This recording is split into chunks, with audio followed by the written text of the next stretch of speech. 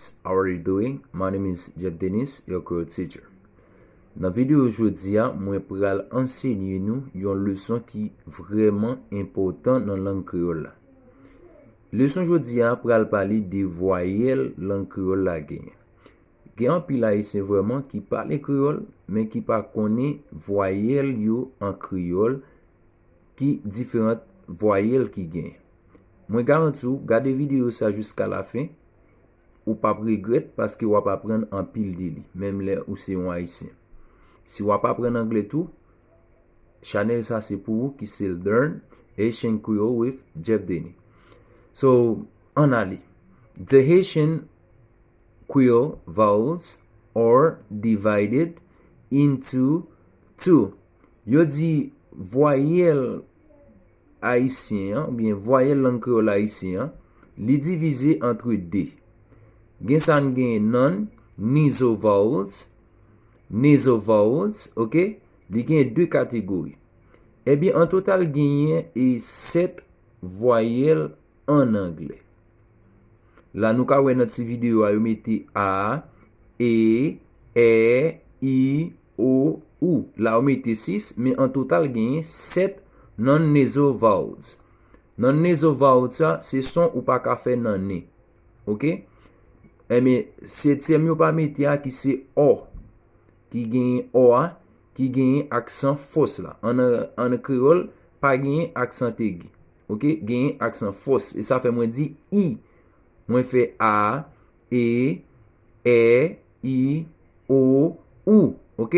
Nasal vowels. Nasal vowels là, c'est son que ou fait nan ne.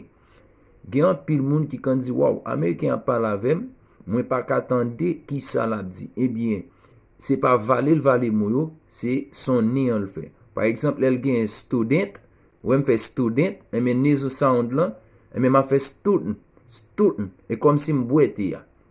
Eh bien, yo dit comme ça nasal vowels là qui c'est un, on. OK, ça on est nasal vowels. Yo dit a pronounced like the letter A.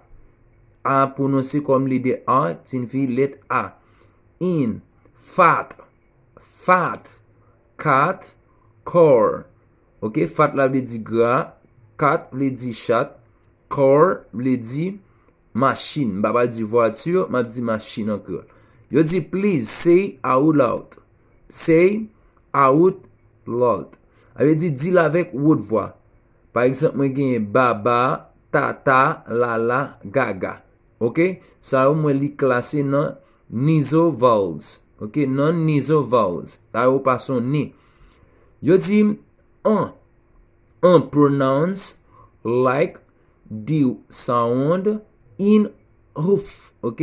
Please say. Yo dit la avec moi. M'gen van, non, dan, gan. Yo dit is always silent. Yo dit est not toujours silent unless indicated by n. Yo dit à la fin, li prononcer comme un. OK, van. Et comme si on dit van, non, dan, gun. OK, guys? So I think you understand them. Yo dit pronounce like n. Sound in. Lilian, please say out. Yo dit avoine, la man. OK, là yo dit e.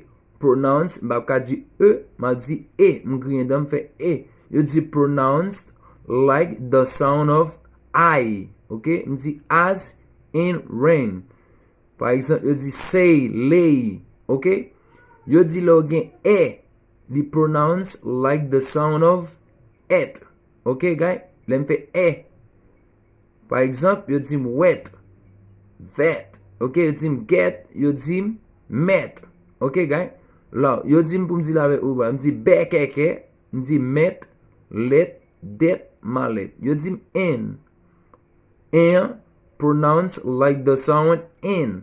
Mix as a in garden. OK, me dit den, OK, yo dit please. Yo dit mene, gagner, saigner, fene, tintin, lime. OK? So, m'pense gars nous comprendre cette leçon. Qu'on a nous pour aller pour voyelle I. Yo dit voyelle I are pronounced like the sound of. et comme si bon 200 i. Lem gen 2 e en anglais, li prononcer comme i. As in, par exemple, moi gen si, meet, pit, ok? Peki, di, mimi, tipiti, pipi. Ok, lem gen 2 e en anglais, li prononcer comme i. M'gen dam fait i. Par exemple, lem gen in, pronounced like the sound of in. Par exemple, gen wing. Ok, m'gen bowling. Ok, kounya m'brale pou voyelle o. M'di voyelle o are pronounced like the sound ow. M'di low, grow. Ok, par exemple, m'di poto, dodo, toto, wowo, yoyo, tito. Ok, m'brale pou e voyelle o. O, ki gen ti aksan fos sa sou li. Li di m'prononcer comme o. As in, more, cups, sore. Ok, par exemple, m'gen more, lo, ko, toto. Par exemple, m'gen voyelle on. Li di m'yo prononcer comme un. Par exemple, m'gen young. Young. Ok, m'gen don, von, fon. On ale pou voyelle ou. Li prononcer comme ou. As in. Par exemple, m'gen joumou, do you. Ok, so m'pense nou te kompren ti leçon jodi a ki se sou voyelle la. M'te di en créole haïtien. Voyelle yo divisé en deux catégories. Gen voyelle qui gen son nez, gen voyelle qui pas sorti nan nez, qui pas sorti nan nez. Et m'te di voyelle yo divisé en deux groupes. So m'pense nou te remet ti vidéo a. So ta remet wè plus vidéo, pas oublier partager et like et quitter un commentaire. Merci en pile parce que vous avez regardé ti vidéo a.